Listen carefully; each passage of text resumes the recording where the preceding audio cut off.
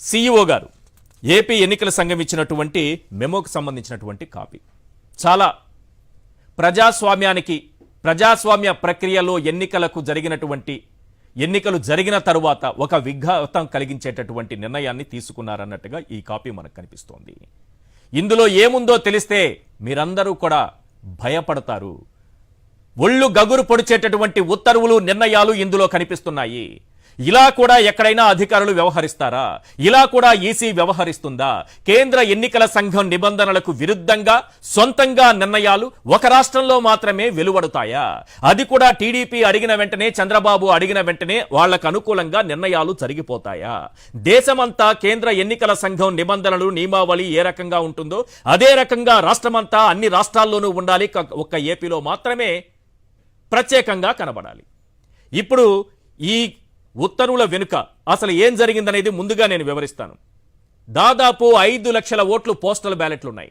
వాటిపైనే కుట్ర జరిగిందని చెప్పడానికి ఈ కాపీ, నా చేతిలో ఉన్నటువంటి కాపీ ఒక ఎగ్జాంపుల్గా మీకు చూపిస్తున్నాను. ఏం జరిగింది, ఎన్ని ఓట్లు ఉన్నాయి, అసలు ఈ పోస్టల్ బ్యాలెట్ల ఓట్లు ఎన్ని, వాటిపైన చంద్రబాబు ఏ రకమైన కన్నేశారు, ఏ రకమైనటువంటి కుట్ర చేశారు, అందుకు ఈసీ ఏ రకంగా సహకరిస్తోంది, ఎటువంటి నిర్ణయాలు తీసుకుంది, ఎటువంటి ఉత్తర్వులు ఇచ్చింది, దీనివల్ల ఎన్నికల ప్రక్రియకు అంటే ఓట్ల లెక్కింపు ప్రక్రియకు కలిగేటటువంటి విఘాతం ఏంటి, ఒక అపహాస్యం చేసేలా ప్రజాస్వామ్యాన్ని ఈ నిర్ణయం కనిపిస్తోంది. స్క్రీన్ పైన మీరు చూస్తున్నారు, నేను కాసేపట్లో చదివి వినిపిస్తాను. అంతకన్నా ముందుగా పోస్టల్ బ్యాలెట్ల గురించి ఒక్కసారి స్క్రీన్ పైన చూద్దాం. 2019లో పోలైనటువంటి మొత్తం పోస్టల్ బ్యాలెట్లు ఎన్ని, 2024లో వచ్చినటువంటి పోస్టల్ బ్యాలెట్లు ఎన్ని, ఒక్కసారి స్క్రీన్ పైన చూద్దాం. ఎందుకంటే ప్రతి ఓటు కూడా చాలా కీలకం. ఇక్కడ ఏ ఓటు కూడా చెల్లదు అన్నట్టుగా కానీ, చెల్లే ఓటును చెల్లకుండా చేయటం కానీ, లేకపోతే పడినటువంటి ఓటును అపహాస్యం చేసేలా నిర్ణయాలు జరిగితే అది కరెక్ట్ కాదు. నేను ముందుగా ఈ లెక్క చెబుతాను. ఈ లెక్కను ఒక్కసారి చూడండి స్క్రీన్ పైన. ఆ తర్వాత ఈసీ ఇచ్చినటువంటి ఉత్తర్వులను చదివి వినిపిస్తాను. ఎలాంటి ఉత్తర్వులు ఇచ్చిందో ఈసీ మీకు అర్థమవుతుంది. ఇలాంటి నిర్ణయాలు కూడా ఈ దేశంలో జరుగుతాయా అని మీరే ఆశ్చర్యపోతారు. ఎవరు సార్ చెప్పాలి సమాధానం? ఈసీని క్వశ్చన్ చేయాలా, క్వశ్చన్ చేయకూడదా? క్వశ్చన్ చేస్తే సమాధానం వస్తుందా, రాదా? రాష్ట్రానికంటూ ప్రత్యేకంగా ఏమన్నా ఎన్నికల నియమావళిని కేంద్ర ఎన్నికల సంఘం ఏమన్నా రూపొందించిందా? ఈ దేశంలో ఉన్న అన్ని రాష్ట్రాలకు ఒకే నియమావళి ఉంటుంది, ఒకే నిబంధన ఉంటుంది. కానీ ఆంధ్రప్రదేశ్కి వచ్చేటప్పటికి అన్ని మారిపోతాయి. కారణం చంద్రబాబు అడగడం, మన ఈసీ గారు చేసి పెట్టడం. నేను ఒకసారి ఏపీలో పోస్టల్ బ్యాలెట్ల లెక్క చెబుతాను. ఇది ఒళ్ళు గగురు పడిచేటటువంటి వాస్తవం. దీని వెనుక జరిగినటువంటి కుట్రను బయట పెట్టబోతున్నా ఈరోజు. 2019లో పోస్టల్ బ్యాలెట్ల ఓట్లు 2,62,000 సార్. వచ్చినటువంటి ఓట్లు 2,62,000 పోస్టల్ బ్యాలెట్లు. ఇక 2024 వద్దాం. ఇప్పుడు వచ్చినటువంటి పోలైనటువంటి పోస్టల్ బ్యాలెట్ ఓట్ల సంఖ్య చెబుతున్నాను, ఒక్కసారి చూడండి. 4,97,000 అంటే దాదాపు 5 లక్షల ఓట్లు ఉన్నాయి. ఎన్ని ఓట్లు? 5 లక్షల ఓట్లున్నాయి. ఎందుకు 5 లక్షలని నేను స్ట్రెస్ చేసి చెబుతున్నానంటే 2014లో టీడీపీ కూటమి, చంద్రబాబు, బీజేపీ అలాగే జనసేన సపోర్ట్, ఈ కూటమి అలాగే వైఎస్ఆర్సీపీకి, ఈ రెండింటికి మధ్య గెలుపోటములకు మధ్య ఉన్న ఓట్లు కేవలం 5 లక్షలు మాత్రమే. కేవలం 5 లక్షలు 2014లో. ఇప్పుడు పోస్టల్ బ్యాలెట్ల ద్వారా వచ్చినటువంటి ఓట్లు చూడండి, దాదాపు 5 లక్షలు ఉన్నాయి. ఈ 5 లక్షల ఓట్లు ఎంత కీలకంగా మారుతాయో ఒక్కసారి ఆలోచించండి. 1000 ఓట్లు, 500 ఓట్లు, 2000 ఓట్లు, ఈ రకమైనటువంటి గెలుపోటం నిర్ణయించే చోట చంద్రబాబు కన్నేశారు. దీనికి తనకు కావలసినటువంటి ఉత్తర్వులు తెప్పించుకున్నారు. ఆ ఉత్తర్వులు ఏముందో నేను చదివి వినిపిస్తాను. ఒళ్ళు గగురు పొడుస్తుంది మీకు అందరికీ. 2024 పోస్టల్ బ్యాలెట్ల ఓట్లు 4,97,000. ఈసారి అదనంగా ఎందుకు ఇన్నొచ్చాయి అంటే 2019లో 2,62,000 ఉంటే ఇప్పుడు 4,97,000 ఎందుకు పెరిగిందంటే సచివాలయ సిబ్బంది ఓట్లే 1,30,000 ఉన్నాయి. ఇక హోమ్ ఓటింగ్ చేసినటువంటి వృద్ధులు, 85 ఏళ్లు పైబడినటువంటి వృద్ధుల్ని ఇంటి దగ్గరే ఓటు వేసేటటువంటి అవకాశం కల్పించారు. వారు దాదాపు 13,700 మంది ఉన్నారు. అలాగే దివ్యాంగులు కూడా ఓటు వేశారు పోస్టల్ బ్యాలెట్ ద్వారా. వాళ్ళు ఒక 12,700 మంది ఉన్నారు. అత్యవసర సేవల సిబ్బంది ఈ సమయంలో మిగతా సిబ్బందిని అంతా వాడుకున్నారు. వాళ్ళు ఒక 27,100 మంది ఉన్నారు. ఇవి కాకుండా వీడియోగ్రాఫర్లు ఉన్నారు, కెమెరా అసిస్టెంట్లు ఉన్నారు, ప్రైవేటు డ్రైవర్లు ఉన్నారు. వీళ్ళందరూ కూడా పోస్టల్ బ్యాలెట్ ద్వారానే అధికారులు ఇచ్చినటువంటి అవకాశంతో వాళ్ళు ఓటు హక్కును వినియోగించుకోవడంతో పోస్టల్ బ్యాలెట్ ఓట్ల సంఖ్య ఈరోజు దాదాపు 5 లక్షలకు చేరింది. ఈ సమయంలో ఈసీ ఒక ఉత్తర్వులు ఇచ్చింది. పోస్టల్ బ్యాలెట్ సంబంధించి ఓటు వేస్తున్నటువంటి ఉద్యోగి లేకపోతే మరొకరు ఎవరైతే అర్హత కలిగి ఉన్నారో పోస్టల్ బ్యాలెట్ ద్వారా ఓటు వేసేవాళ్ళు, వాళ్లకు అటెస్టింగ్ ఆఫీసర్ ఎవరైతే సంతకం పెట్టాలో ఆ ఆఫీసర్ సంతకం పెట్టి కింద సీల్ వేయాలి. ఆయన పేరు రాయాలి, అలాగే సీల్ వేయాలి. సీల్ వేయాలంటే ఏంటి? వాళ్ళకు ఉన్నటువంటి హోదాకు సంబంధించి డిజిగ్నేషన్కి సంబంధించినటువంటి సీల్ కనబడాలి. ఎవరో ఒకరు ఈశ్వర్ పసుపులేటి ఒక సంతకం ఇలా గీక్ అక్కడ పెట్టేస్తే సరిపోదయ్యా బాబు, నీ పేరు కింద రాయాలి, నీ డిజిగ్నేషన్ రాయాలి, అలాగే నీకు సంబంధించినటువంటి సీల్ కూడా అధికారికంగా ఉండాలి. ఇది ఎన్నికల నిబంధనావళి చెబుతోంది. అయితే 2023లో కేంద్ర ఎన్నికల సంఘం దీన్ని కొంత సడలించింది. ఎప్పుడది? నేను అది కూడా మీకు డేట్తో సహా క్లియర్గా చెప్తాను సార్. 2023 జూలై 19న, గత ఏడాది కొంతవరకు సడలింపులు ఇచ్చింది. ఏమి ఇచ్చింది అందులోది ఒకసారి చూద్దాం.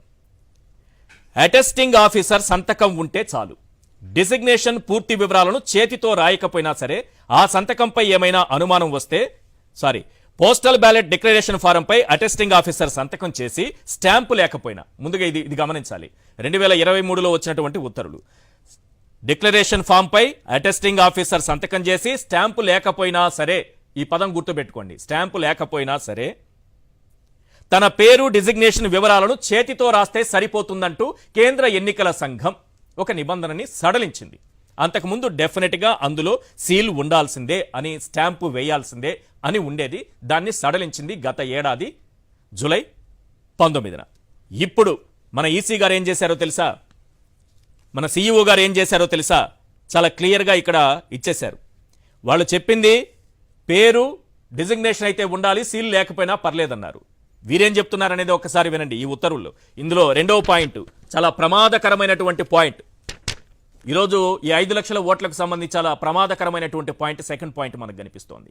ఇందులో చాలా క్లియర్గా ఏం చెప్తారంటే, the facilitation centres are setup by the respective returning officers and the officers for attesting the declaration of the electors are designated by the returning officers. Hence, to deal with any doubt with respect to the attestation issue and for verification in case required, the specimen signatures along with names and designations of all the attesting officers deployed at the facilitation center shall be obtained and shared with the district election officer of all other districts immediately. ఈయనేం చేశారంటే చాలా అద్భుతమైనటువంటి point ఒకటి పట్టుకొని వచ్చారు. ఏం point అంటే, అది అటెస్టింగ్ ఆఫీసర్ సంతకం ఉంటే చాలు, డిజిగ్నేషన్ పూర్తి వివరాలు చేతితో రాయకపోయినా పర్వాలేదు. కేంద్ర ఎన్నికల సంఘం ఏం చెప్పిందంటే, సీల్ లేకపోయినా పర్వాలేదే బాబు, నీ డిజిగ్నేషన్ ఏంటో రాయి, నీ పేరేంటో రాయి అని చెప్పింది. నేను అలా కోడి గీత గెలికినట్టు గెలుపుతాను నా సంతకం, అలా కెలికి అక్కడ ఇచ్చేశాను. నేను ఎవరు సార్? నా పేరు ఉండాలి కదా, అలా సంతకం పెట్టడానికి నా డిజిగ్నేషన్ ఉండాలి కదా, నాకు ఉన్నటువంటి అర్హత ఏంటో తెలియాలి కదా, సీల్ ఉండాలి కదా, స్టాంప్ ఉండాలి కదా. అది అవసరం లేదని కేంద్ర ఎన్నికల సంఘం చెప్పింది. మన సీఈఓ గారు ఏం చెప్తారంటే, అసలు ఏది అవసరం లేదు, ఒక్క కోడి గీత లాంటి సంతకం ఒకటి ఉంటే చాలు, దాన్ని మేము లెక్కిచ్చేస్తాము అని అంటారు. ఇది చంద్రబాబు అడిగారు. చంద్రబాబు అడిగిన వెంటనే పోస్టల్ బ్యాలెట్ ద్వారా వచ్చిన ప్రతి ఓటు కింద ఒక సంతకం ఉంటే చాలు, అది చెల్లే ఓటు అయిపోతుంది అని. ఒకవేళ ఎవరైనా అభ్యంతరం వ్యక్తం చేస్తే, అక్కడ ఉన్నటువంటి ఏజెంట్లు కానీ ఆ పార్టీకి సంబంధించి ఎవరైనా అభ్యంతరం వ్యక్తం చేస్తే అప్పుడు ఏం చేస్తారు సార్ అంటే, దానికి క్లియర్గా ఒక మాట చెప్పారు. ఇందులో ఎవరైతే అటెస్టింగ్ చేసినటువంటి ఆఫీసర్లు ఉన్నారో వాళ్ళు స్పెసిఫిక్ సిగ్నేచర్స్ అన్ని తీసుకొస్తారట, అన్ని తీసుకొచ్చి ఇలా పెట్టుకుంటారట. చూడండి సార్, ఇలా పెట్టుకొని ఈ సిగ్నేచర్ ఎవరిది, 1 2 3 4 ఒక 100 మంది 20 మంది ఉన్నారు, వీళ్ళతో కంపేర్ చేసుకుంటారట. ఈ సిగ్నేచర్ ఒకటిగానే ఉంది, ఇది చెల్లిన ఓటే వేసేయండి అయ్యా అని చెప్తారట.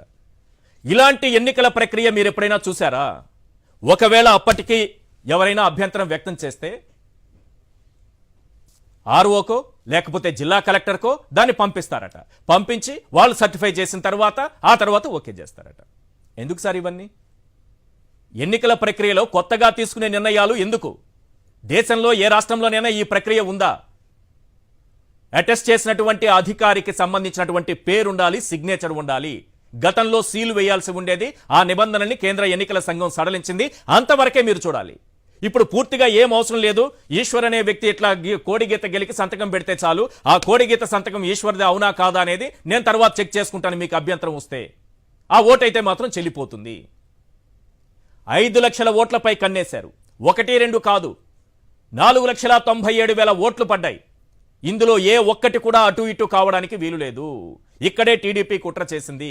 ప్రతి ఓటు కూడా ఎంతో కీలకం. ఇలాంటి ఉత్తర్వుల ద్వారా ఏం సాధించాలనుకుంటున్నారు, ఎవరికి మేలు చేయాలనుకుంటున్నారు, దేశంలో ఏ రాష్ట్రంలో లేని విధంగా ఒక్క ఆంధ్రప్రదేశ్లోనే ఇటువంటి నిబంధనలు ఎందుకు తీసుకొస్తున్నారు? ఇప్పుడు ప్రజలందరిలో కలుగుతున్నటువంటి అనుమానం. ఇప్పుడు వైఎస్ఆర్సీపీ నాయకులు, ఆ పార్టీకి సంబంధించినటువంటి ప్రముఖులు చాలా జాగ్రత్తగా వ్యవహరించాల్సినటువంటి అవసరం ఉంది. ప్రతి ఓటు కీలకమని తెలిసే చంద్రబాబు అడగడం, మన సీఈఓ గారు వెంటనే టిక్ కొట్టేయడం జరిగిపోయింది.